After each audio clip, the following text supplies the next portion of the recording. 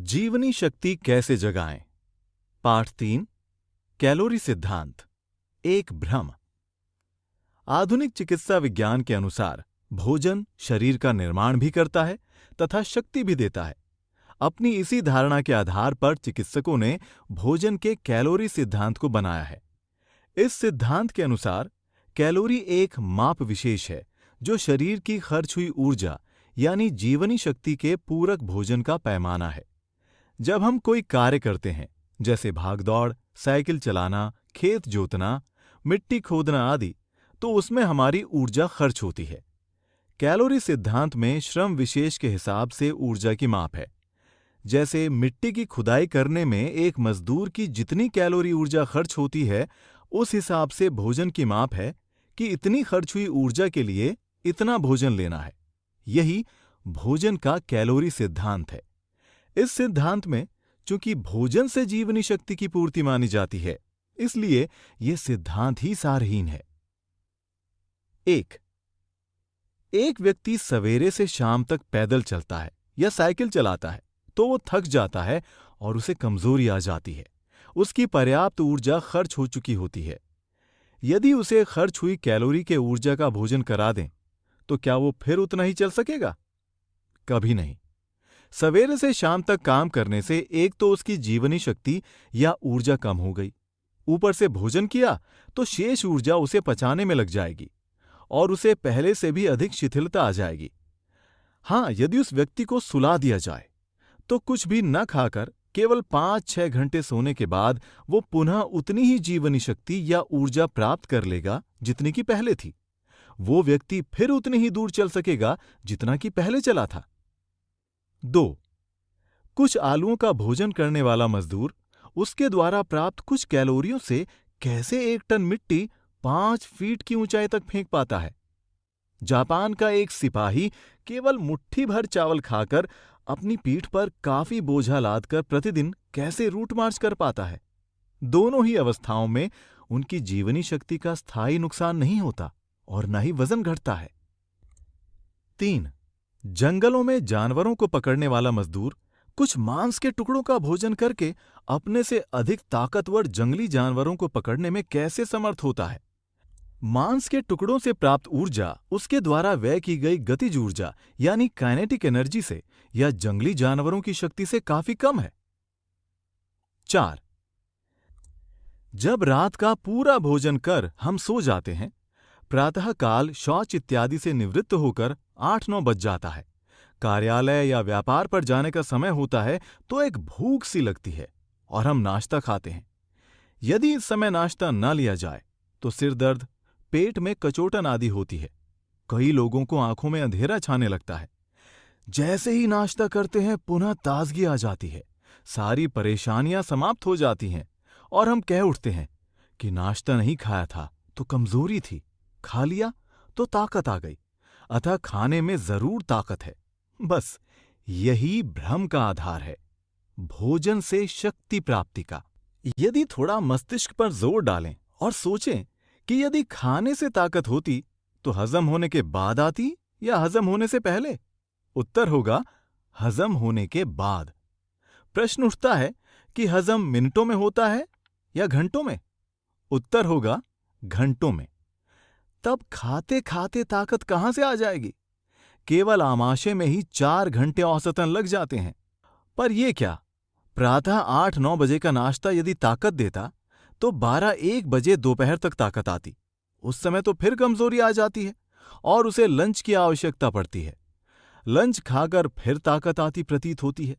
यदि होती तो 5-6 बजे साय आनी चाहिए थी, पर उस समय कमजोरी आती है और फिर कुछ खाने को चाहिए। पर रात को पूरा भोजन कर लेने के बाद अब ताकत नहीं, कमजोरी आती है। अब व्यक्ति कहता है कि मैंने खाना खा लिया, अब काम नहीं हो पाएगा। आश्चर्य! यही व्यक्ति प्रातःकाल नाश्ते की देरी पर कहता है मुझे काम पर जाना है इसलिए नाश्ता चाहिए, नाश्ता नहीं मिलता तो काम नहीं कर पाता। यदि भोजन से शक्ति है तो क्या भोजन प्रातःकाल ही शक्ति देगा, रात को नहीं? 5. आप थके हैं, 1 कप कॉफी या चाय और 2 टोस्ट लिए, आपको ताकत महसूस हुई, काम पर चल दिए। रुकिए, सोचिए, क्या कॉफी और टोस्ट हजम हो गया? 1 घंटे के बाद उल्टी कर दें तो क्या पाएंगे कि सब वैसे का वैसा ही बाहर आ गया? हजम तो हुआ ही नहीं। फिर ताकत कैसे दे सकता है? 6. पशुओं पर इस सिद्धांत की सार्थकता पूरी तरह से झूठ सिद्ध होती है। ए. दूध देने वाले पशु जैसे गाय, भैंस आदि दिन भर शारीरिक कार्य करते हैं, परंतु अपने शरीर के भार के अनुपात में काफी कम मात्रा में चारा खाते हैं, जिसमें लगभग 0 कैलोरी है। अब प्रश्न उठता है कि इस अतिरिक्त कार्य के लिए ऊर्जा कहां से प्राप्त हुई? गाय भैंस ने 15 लीटर तक दूध का उत्पादन भी किया, जिसमें चिकित्सा विज्ञान के अनुसार हजारों कैलोरी ऊर्जा है, तो फिर ये कैसे प्राप्त हुई? निस्संदेह चारे से प्राप्त नहीं हो सकती। सत्य तो ये है कि न तो घास में शक्ति है और न दूध में। दोनों शरीर के निर्माण के तत्व हैं।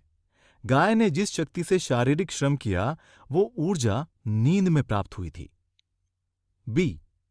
पक्षियों में यदि मुर्गी द्वारा दिन भर दाना चुगने के पश्चात अंडों की संख्या से तुलना की जाए तो गणित ठीक नहीं बैठता।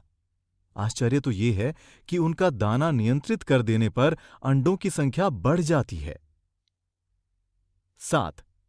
अपने शरीर के अंदर के विभिन्न अंगों जैसे हृदय, यकृत, गुर्दों तथा मस्तिष्क के संचालन में ऊर्जा की आवश्यकता होती है। सारे अंग मिलकर पाचन सहित शरीर के अन्य कार्य संचालित करते हैं। यदि इनको संचालन करने की शक्ति भोजन के पाचन से प्राप्त होती है, तो थर्मोडायनेमिक्स के नियमानुसार ये असंभव है। ये तो वैसी ही बात होगी जैसे एक इंजन से अल्टरनेटर चलाकर विद्युत पैदा की जाए और उसी विद्युत से एक मोटर चलाई जाए। अब इंजन हटाकर इसी मोटर से अल्टरनेटर चला दिया जाए। क्या अल्टरनेटर एवं इंजन निरंतर चल सकते हैं? अतः शरीर में भोजन ताकत दे ही नहीं सकता। सारे अंगों को ऊर्जा देने के लिए ऊर्जा का स्रोत गहरी नींद है। 8. आयुर्वेद के अनुसार जीवनी शक्ति का पहला काम है भोजन को पचाना और दूसरा काम है सफाई करना। आहारम पचति शिखी दोषान आहार वर्जितः। रात का खाना जब सुबह तक हजम हो जाता है तो जीवनी शक्ति सफाई के कार्य में लग जाती है। मलमूत्र विसर्जन के बाद अंदर बचे हुए महीन अवयव जैसे अम्ल, वात, पित्त, कफ आदि जलाए जाते हैं। प्रातःकाल नाश्ते की देरी में अनुभव हो रहा तनाव आदि नाश्ता न करने का नहीं था, बल्कि जीवनी शक्ति द्वारा मल के उभाड़ एवं उसके जलाने का था। ये जलाने का कार्य भी आमाशय में नहीं बल्कि बड़ी आंत में था। यदि आमाशय में होता तो जलन रात को 1 बजे से होती रहती, क्योंकि रात को 8-9 बजे का खाया खाना रात 1 बजे तक आमाशय से आगे चला जाता है, अर्थात आमाशय खाली हो जाता है। जबकि जलन प्रातः शौच स्नान के बाद नाश्ते के समय मचती है। इसका अर्थ स्पष्ट है कि जलन बड़ी आंत में थी, क्योंकि बड़ी आंत इस समय खाली हुई है।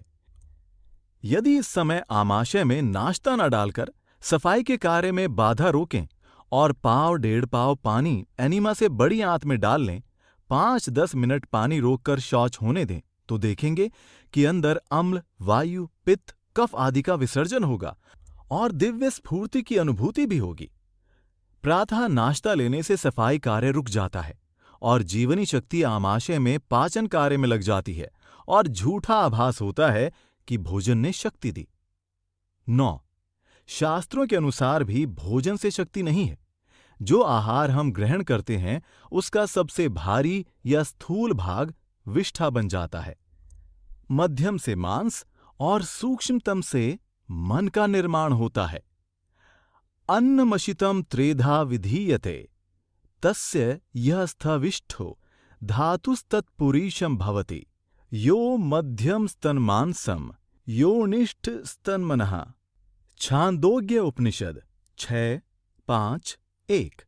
हम जो भोजन करते हैं उसके सूक्ष्म अंश से हमारा मन कैसे बनता है, इसका उल्लेख करते हुए छांदोग्य उपनिषद में कहा गया है कि जैसे दही बिलोने पर सूक्ष्मतम अंश ऊपर आ जाता है और मक्खन का रूप धारण कर लेता है, उसी प्रकार जो भोजन किया जाता है उसका सूक्ष्मतम भाग ऊपर उठकर मन का रूप ग्रहण कर लेता है। यथा दध्ना सौम्य मध्यमानस्य योनिमा सा ऊर्ध्वः समुदीयति तत्स्पिर्भर्वति एवमेव खलु अन्नस्यास्य मानस्य योनिमा स ऊर्ध्वः समुदीयति तन्मनो भवति। 6:6:1-2। इस प्रकार शक्ति का संबंध भोजन से यहां भी नहीं माना गया है। मांस और मन बनने अर्थात शरीर पोषण के बाद जो मल बनता है उसका प्रतिदिन निष्कासन होते रहना चाहिए। 10.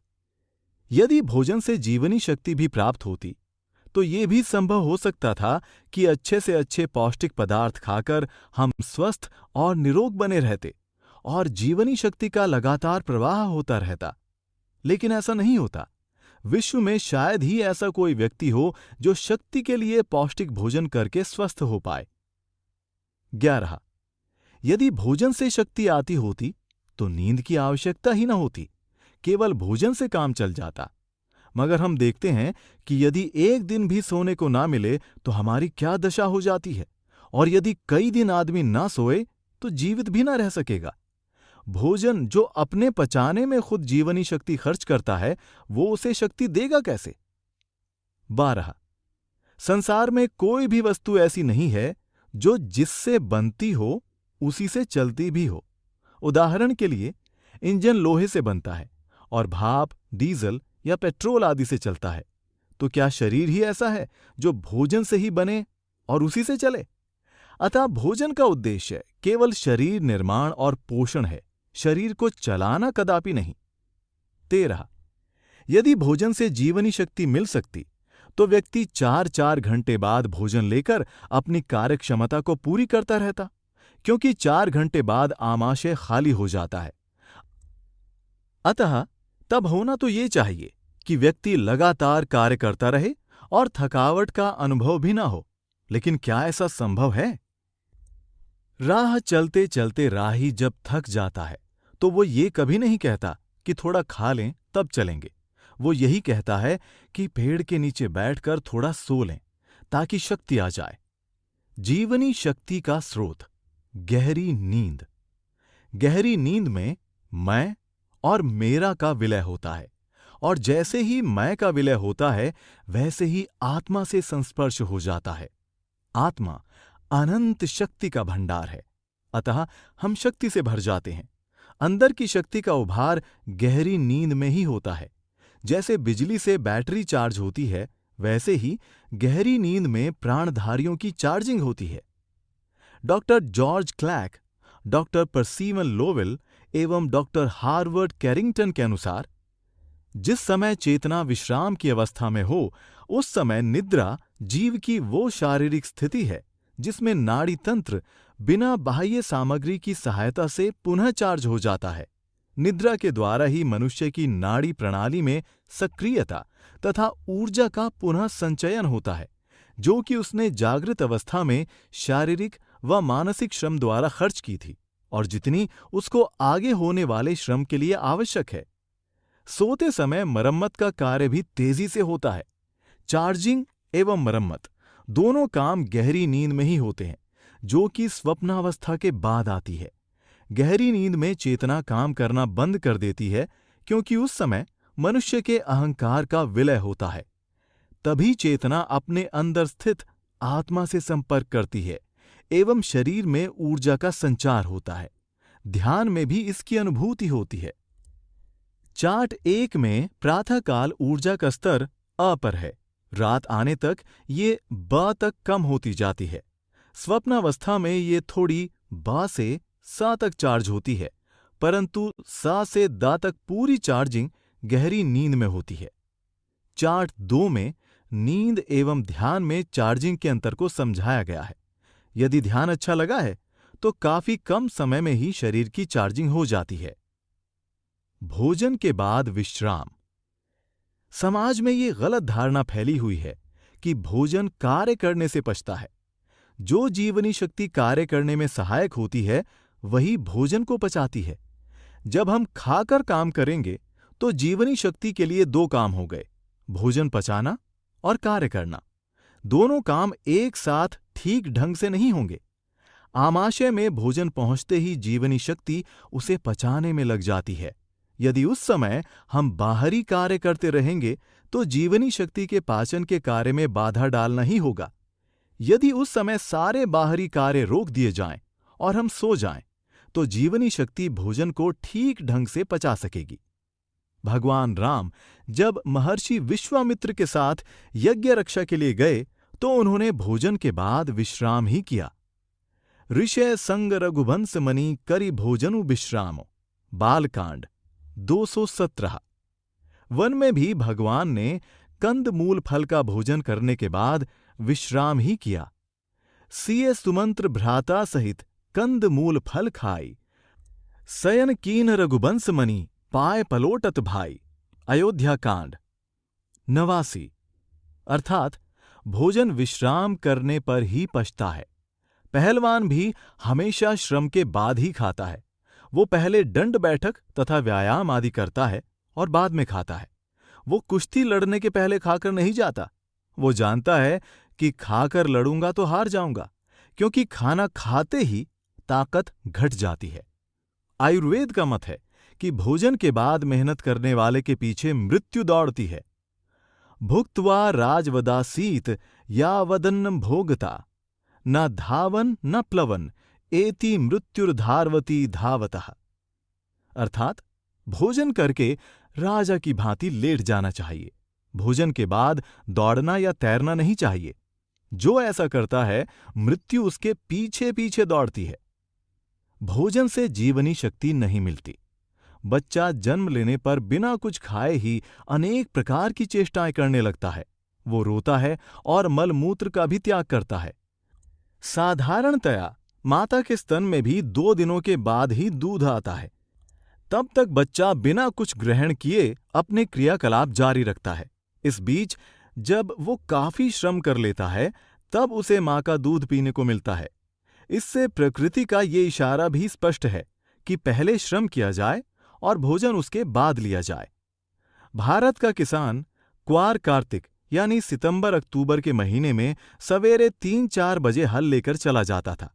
सवेरे के 7 बजे तक वो 2-3 बीघा खेत जोत लेता था। तब घर आकर कुछ कलेवा करता था। पुनः 8-9 बजे खेत जाकर 1 बजे तक काम करता था। तब उसकी पत्नी भोजन लेकर खेत पर जाती थी और वो खाना खाकर वहीं भूमि पर ही सो जाता था। 2 घंटे सोने के बाद पुनः कार्य करता था और शाम को घर आकर रात्रि भोजन कर सो जाता था।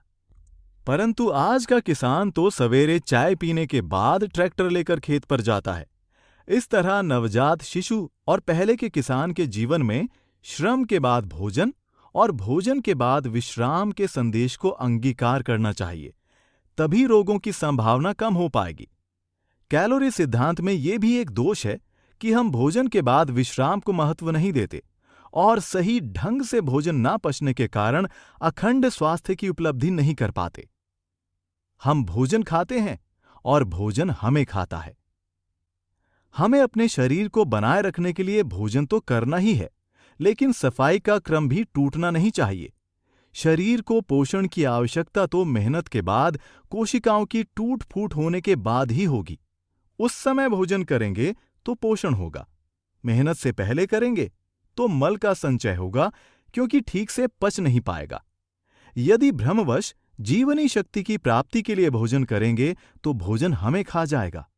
उपनिषदों में कहा गया है, अन्नम ही भूतानाम ज्येष्ठम तस्मात् सर्वोषधमुच्यते अन्नाद भूतानि जायन्ते जातान्नयन्नेन वर्धन्ते अद्यतेति च भूतानि तस्मादन्नम तदुच्यते। अर्थात सृष्टि रचना में अन्न यानी भोजन प्राणी मात्र के लिए अनिवार्य है, इसलिए इसे महाऔषधि कहा गया है। अन्न से ही सारे प्राणी उत्पन्न हुए, वे अन्न पर ही पलते हैं। ये प्राणियों द्वारा खाया जाता है और स्वयं प्राणियों को खाता भी है, इसलिए इसे अन्न यानी भोजन कहा गया है। डॉक्टर लिंडलर का कथन है, जो कुछ हम खाते हैं उसका 1/3 हिस्सा हमें पालता है और 2/3 डॉक्टरों को पालता है। डॉक्टर डिवे ने तो स्पष्ट ही कहा है कि भोजन जीवनी शक्ति पर एक कुठार ही है। इस तरह ऊर्जा के लिए हमें इतनी कैलोरी भोजन लेना चाहिए, इस सिद्धांत से भोजन ग्रहण करेंगे तो भोजन के 3 ही परिणाम निकलेंगे। पहला थकावट, दूसरा बीमारी और तीसरा बुढ़ापा।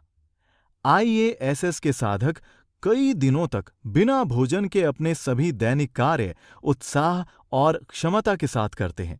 भोजन के अभाव में उनका केवल वजन घटता है, पर जीवनी शक्ति बढ़ती है। यदि भोजन से ऊर्जा या जीवनी शक्ति का सिद्धांत सही होता तो इन लोगों की जीवनी शक्ति तो घट जानी चाहिए थी।